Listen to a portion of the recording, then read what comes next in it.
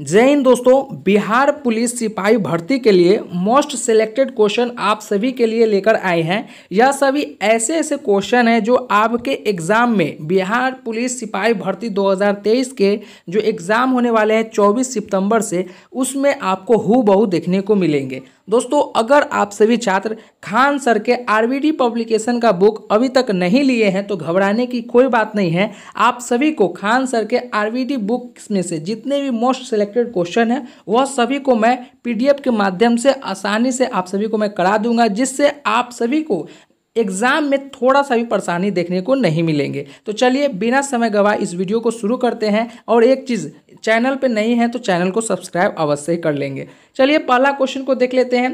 दोस्तों, यह जो क्वेश्चन आप सभी को मैं कराने वाला हूँ, यह क्वेश्चन प्रीवियस ईयर में पूछे गए हैं। यह क्वेश्चन को देख लेते हैं। आपको बता दें, बिहार पुलिस मद्य निषेध सेवा परीक्षा में पूछा गया था, जो कि 2022 में ही है। लेटेस्ट पैटर्न पर यह आधारित है। तो यह सभी क्वेश्चन जो है काफ़ी इंपॉर्टेंट और वीवीआई है। इसे आप सभी को ध्यान में रखकर चलना होगा ताकि यह सभी में से पूछा भी जा सकता है।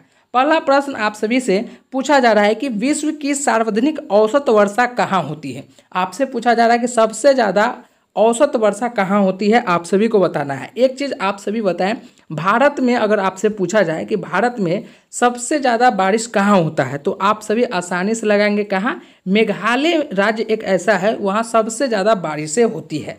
वहीं मेघालय में एक मानसून रामा एक जगह का नाम है, मानसून राम जगह का नाम है, वहाँ जो है सार्वजनिक बारिश होता है। विश्व की सबसे ज़्यादा जो बारिश की बात की जाए तो वहाँ होता है मानसून राम में बारिश होता है। वहाँ बारिश की औसतन बारिश जो होती है वो 1100 सेंटीमीटर के आसपास होता है। लगभग 1100 सेंटीमीटर के आसपास मानसून रामा में बारिश होती है। तो सवाल नंबर 1 का जो सही ऑप्शन हो जाएगा वो ऑप्शन क्या हो जाएगा, मानसून राम में बारिश होती है। विश्व की सार्वजनिक औसत वर्षा।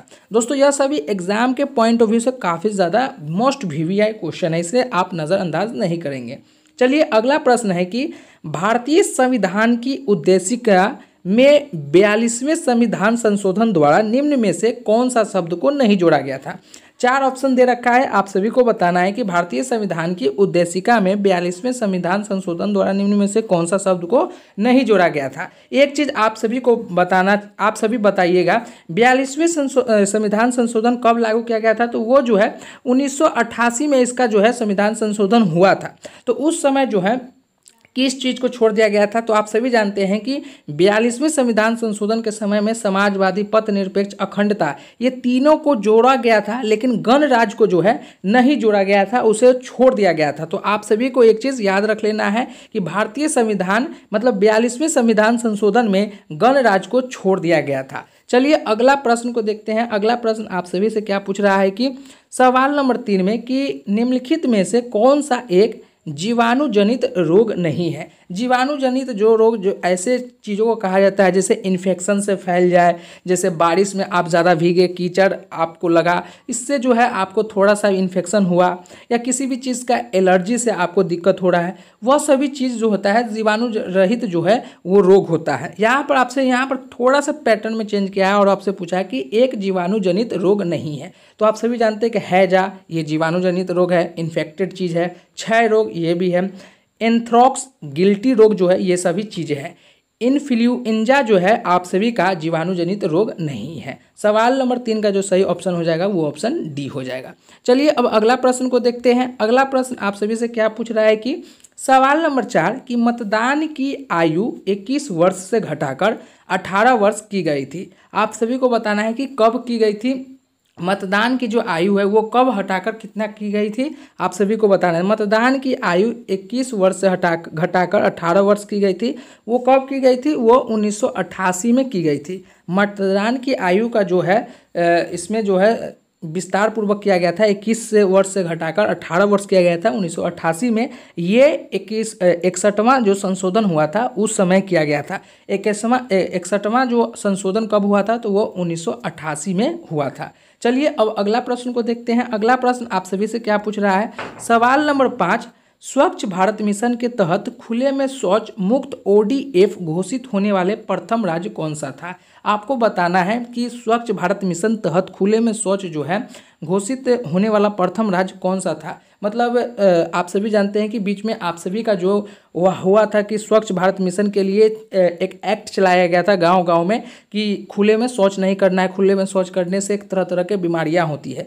तो आप सभी के लिए सरकारें जो हैं आप सभी को स्वच्छ भारत मतलब शौचालय बनाने के लिए कुछ पैसे भी देते थे। यह मिशन काफ़ी समय से चला था और यहाँ पर ऐसे भी क्वेश्चन आपको घुमा कर पूछ सकता है कि स्वच्छ भारत मिशन जो है वो स्वच्छ भारत मिशन के तहत खुले में शौच जो है घोषित हुआ था, ये कब लागू किया गया था, ये भी पूछ सकता है। स्वच्छ भारत मिशन के तहत खुले में शौच करना के लिए यह आंदोलन कब से लागू किया गया था, तो आपको बताना होगा 2 अक्टूबर, ये आपको पता होना चाहिए, 2014 में स्वच्छ भारत मिशन जो है इसे लागू किया गया था। और इसको जो है सबसे पहले जो है मुक्त रूप से इसका जो है पूरा भारत की बात किया जाए तो सबसे सूक्ष्म मुक्त ODF घोषित होने वाला प्रथम जो राज्य था वो है सिक्किम। ये सभी चीज़ें आप सभी को ध्यान रखना है, यह सभी इंपॉर्टेंट क्वेश्चन है, ठीक है।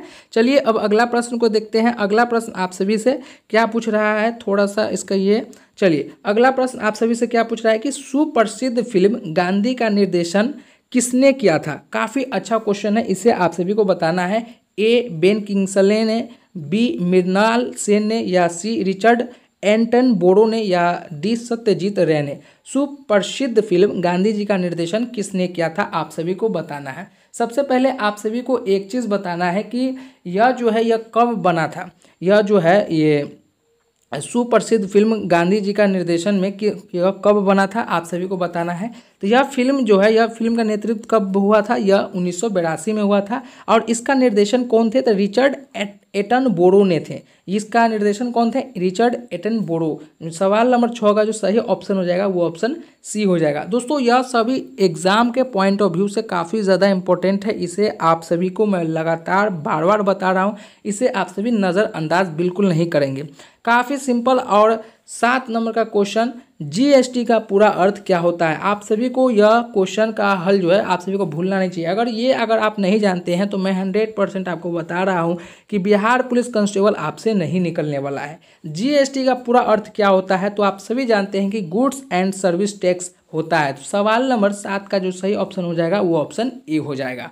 चलिए अब अगला प्रश्न को देख लेते हैं। अगला प्रश्न आप सभी से क्या पूछ रहा है कि नर्मदा नदी मध्य प्रदेश में डैश से निकलती है। ए सतपुड़ा पर्वत श्रेणी से, बी अरावली की पहाड़ियों से, या सी अमरकंटक की पहाड़ियों से, या डी नीलगिरी की पहाड़ियों से। आप सभी को बताना है कि नर्मदा नदी जो है, नर्मदा नदी मध्य प्रदेश में कहाँ से निकलती है, आप सभी को बताना है। तो आप सभी जानते हैं कि नर्मदा नदी जो है मध्य प्रदेश में अमरकांट की पहाड़ियों से निकलती है। और एक चीज़ और आप सभी जानना चाहिए आप सभी को कि नर्मदा नदी जो है मध्य प्रदेश के जीवन रेखा भी कहा जाती है। जीवन रेखा मध्य प्रदेश को किसको कहते हैं, नर्मदा नदी को कहते हैं। तो ये भी आप सभी को जहन में रखना है और आप सभी के दिमाग में रहना चाहिए। चलिए अब अगला प्रश्न आप सभी से पूछा जा रहा है क्या, काफ़ी सिंपल क्वेश्चन है बायोलॉजी का। सवाल नंबर 9 की मानव शरीर की सबसे लंबी हड्डियाँ कौन सी होती है। देखिए आपके शरीर में सबसे लंबी जो हड्डी होती है वो पैर की हड्डी होती है।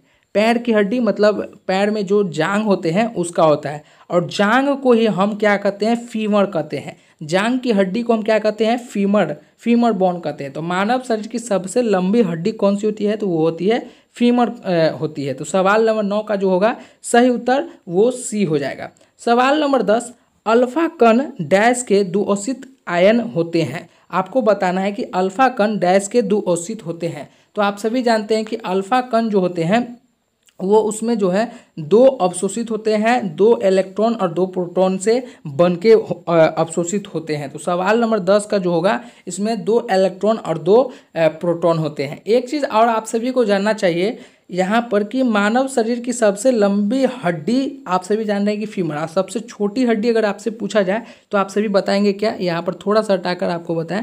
सबसे लंबी हड्डी आप सभी आसानी से बताएंगे कौन सा, पैरों की हड्डी फीमर का, जांग की हड्डी को कहते हैं। और सबसे छोटी हड्डी किसकी होती है, तो कान की हड्डी जो होती है वो सबसे छोटी हड्डी होती है। और सबसे बड़ी हड्डी जांग की होती है। जांग ऑप्शन हो तो जांग लिखना है, अगर फीमर हो तो फीमर लिखना है, या पैर अगर हो तो पैर आप सभी को लिखना है। दोस्तों आप सभी को यह सभी जो चीज़ें आप सभी को मैं बता रहा हूँ इसे आप सभी अच्छे से कंसेप्ट वाइज आप सभी समझेंगे, ताकि आप सभी को थोड़ा सा भी आप सभी को परेशानी न देखने को मिले। ठीक है, उम्मीद करता हूं कि यह टॉप 10 जो क्वेश्चन था आप सभी को अच्छे से समझ में आए होंगे।